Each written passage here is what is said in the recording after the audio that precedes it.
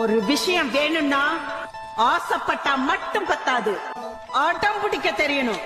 நீ பிடிக்கிற அடக்குறதா அது எவ்வளவு உனக்கு பிடிக்கும்னு மத்தவங்களுக்கு தெரியும். காலத்தை மிரட்டி வா, உன்னுள்ளம் திரட்டி வா, உள்ளத்தின் வழியில் உள்ள கல்லை அசை. உன்னை நீ உணர்ந்து பார், நெஞ்சுக்குள் திறந்து பார், உள்ளுக்குள் உயிர்க்கும் ஒரு மாய விசை.